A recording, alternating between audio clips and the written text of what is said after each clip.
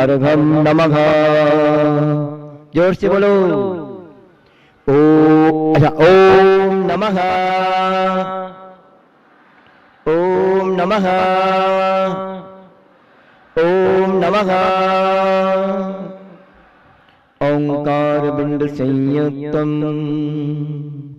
नित्यं ध्यायन्ति योगिनः कामदं मोक्षदं चैव। ओंकाराय नमो नमः। सरस्वती नमस्तुभ्यं वरदे कामरूपिणी। विद्यारम्भं करिष्यामि सिद्धिर्भवतु मे सदा।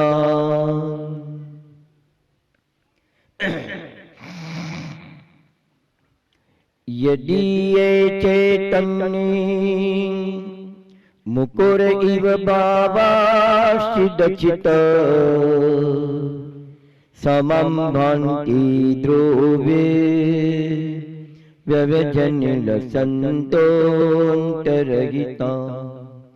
जगत्साक्षी मार्ग प्रकटन परो भानुरिवयो। महावीर स्वामी नयन पथगामी भवतु मे। श्री रामचंद्र जी के श्री चरणों में सादर शीश झुकाता हूँ। भव भव की प्रभु पाप कटे मंगल गीता गाता हूँ। मंगल बेला गाता हूँ।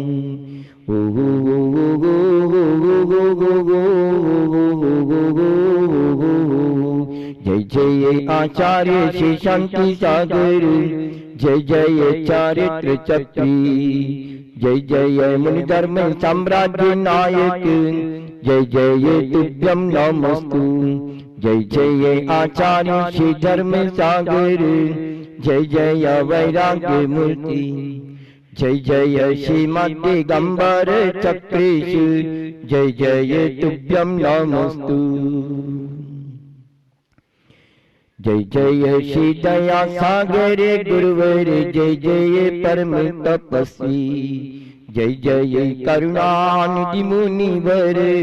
जय जय तुभ्यं नमस्तु।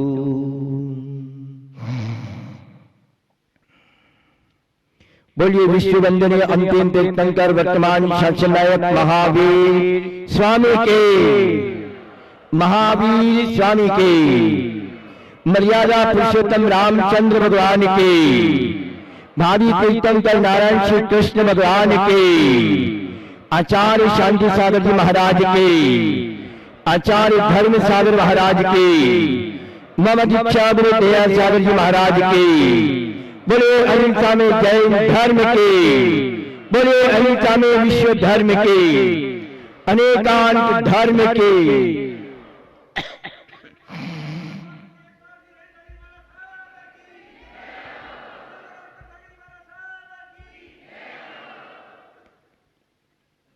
पुण्यशाली आत्माओं, महान भाग्यशाली आत्माओं,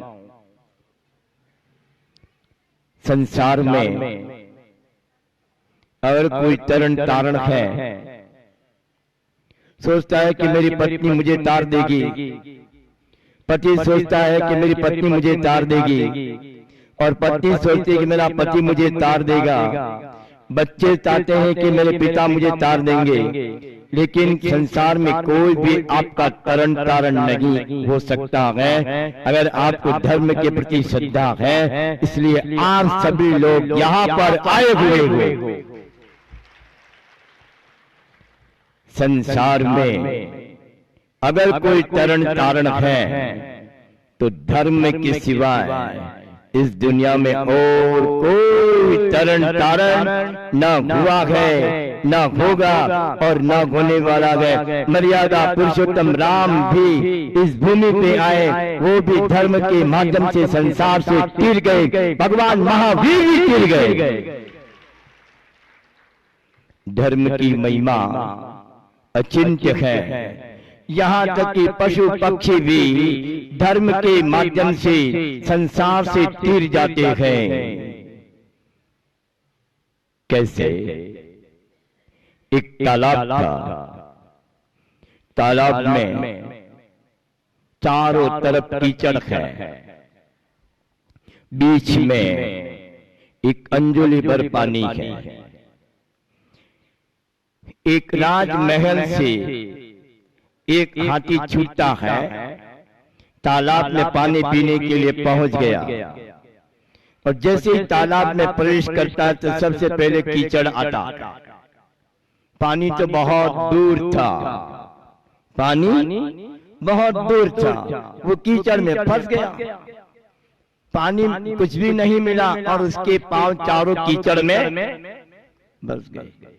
अब हाथी चिंगारता है, कौन सुनने वाला? तो उस तालाब के आसपास में कुछ बिल थे, उस बिल के अंदर चूहे थे। उन चूहों ने उस बिल से बाहर निकलते हैं, हाथी की चिंगार को सुनते हैं, हाथी की चिंगार उनको सुनाई देती है। अब लाख 2 लाख चूहे इकट्ठे हो गए। अब इसको निकाले तो कैसे निकाले? उन चूहों की मीटिंग हुई, भाई इसको कैसे निकाला जाए, इसका क्या उपाय है? तो सभी चूहे इकट्ठे होते, उसमें एक चूहा श्रेष्ठ था, बड़ा था। बोले कि एक काम करो, एक बहुत बड़ा रस्सा लाओ और हाथी को रस्से से बांध करके इसको बाहर निकालने का प्रयास करो। लेकिन वो चूहे रस्से लाते गए और हाथी को निकालने का प्रयास। अब तुम लाख चूहे और हाथी का वजन कितना होता है मालूम है? बेचारा उनका प्रयास तो बेकार ही चला गया। अब वो हाथी फंसा हुआ है। उसके बाद में क्या होता है? कुत्ते आते हैं, कुत्ते देखते हैं बोले हाथी जैसा प्राणी, उनको दया आती है, हाथी कीचड़ में फंसा हुआ है। अब कुत्ता प्राणी क्या करेगा? कुछ नहीं। उन्होंने भी प्रयास किया, वो नहीं निकाल पाए, बहुत प्रयास किया। तत्पश्चात आपका नंबर आया, मनुष्य का नंबर आया।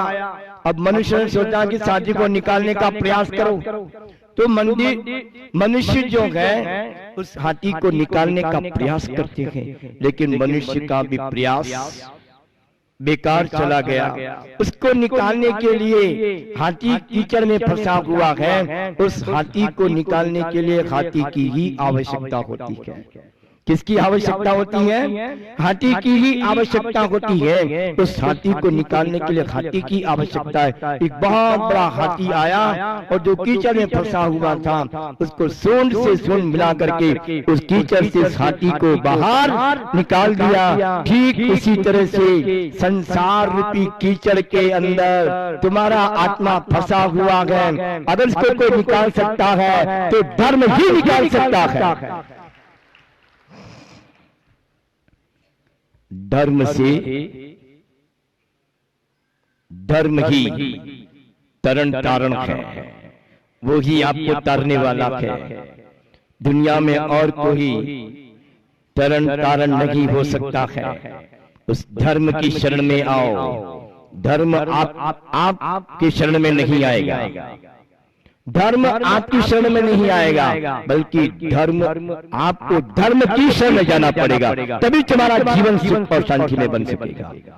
केवली पन्नतो धम्मो मंगलम, केवली भगवान के द्वारा प्रतिपादित जो धर्म है, रैन सागर का कहा हुआ धर्म नहीं।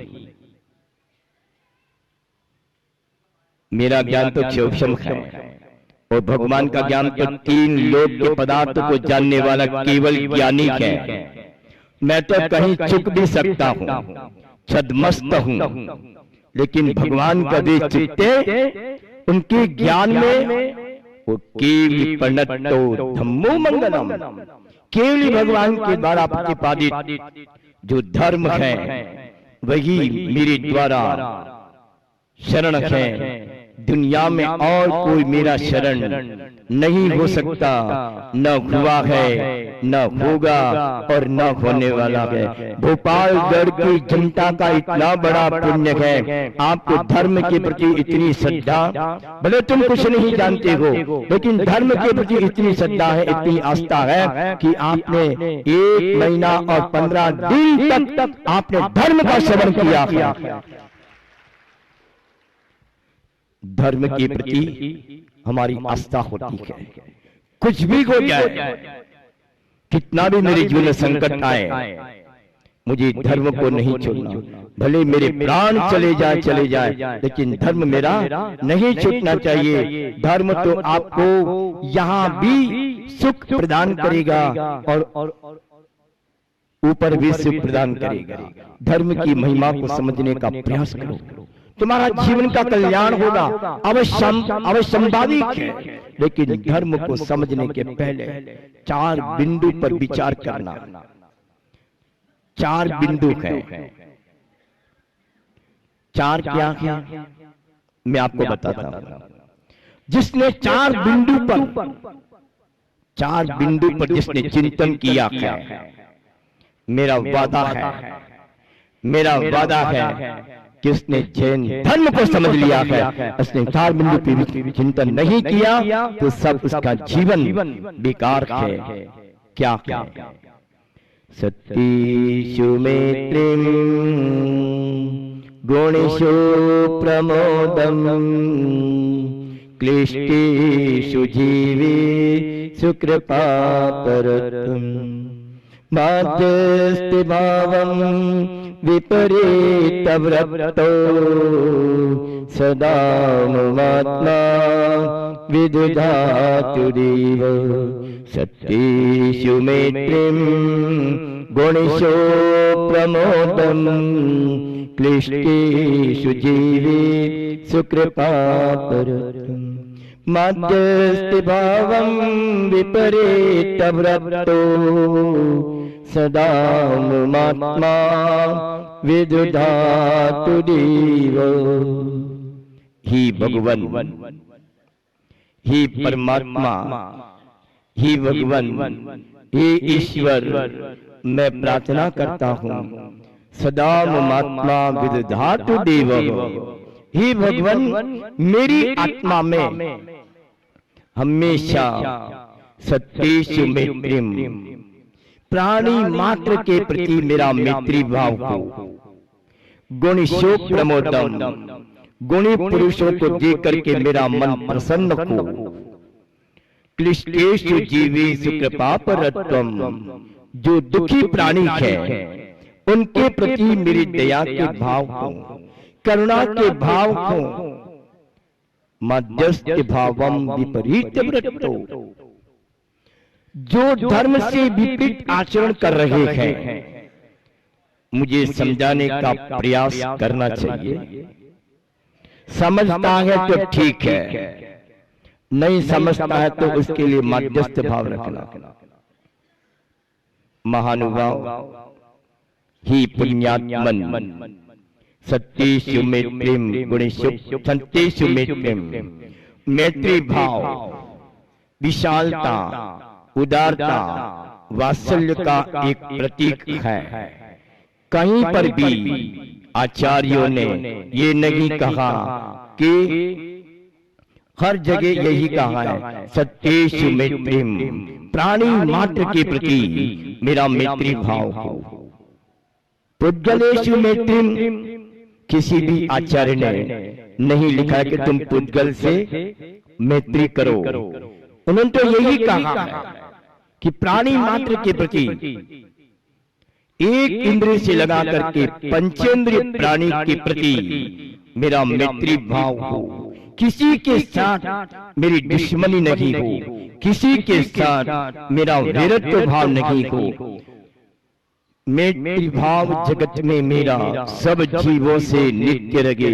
ऐसा नहीं कहा कि भाई 36 गांव के समाज के लिए कहा हो या ब्राह्मणों के लिए कहा हो या जैनियों के लिए कहा हो, ऐसा तो उन्होंने कहा कि प्राणी मात्र के प्रति तुम्हारा मैत्री भाव हो, सब जीवों के प्रति मेरा मैत्री भाव हो। मिट्टी में सब भूतेषु वैरम मज्जम न केनवी। मेरा किसी प्राणी के प्रति दुश्मनी नहीं, वैर नहीं। मिट्टी में सब भूतेषु प्राणी मात्र के प्रति मेरा मैत्री भाव। उस महापुरुष की कहानी में आपके सामने प्रस्तुत करने जा रहा हूं। जब मर्यादा पुरुषोत्तम राम किसी के प्रति उन्होंने भेदभाव नहीं रखा। जब राम और रावण का दोनों पक्ष में युद्ध हुआ, युद्ध होने के बाद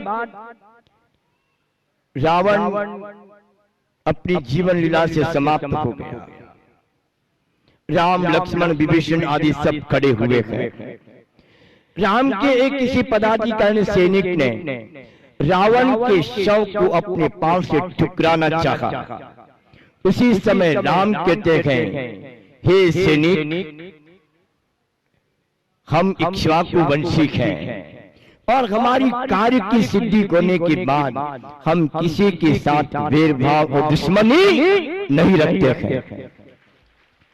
ये रामचंद्र जी के उच्च विचार थे। जब ये बात सुनी मंदोदरी ने कि महापुरुष किसी के साथ भेदभाव नहीं रखते, दुश्मनी नहीं रखते हैं, दुश्मनी नहीं रखते, भेदभाव नहीं रखते हैं। धन्या राम तया माता, धन्या राम तया पिता, धन्या राम तया वंशो, परदारा न पश्यति। ही राम, तुम्हारे माँ और पिता धन्य हैं जिन्होंने तुमको जन्म दिया है। आपका वंश भी धन्य है। इतना बड़ा अपराध करने के बाद में भी मंदोदरी कहती है कि हे राम, तुम रावण को अपना बड़ा भाई समझ रहे हो, ये सबसे बड़ी बात है।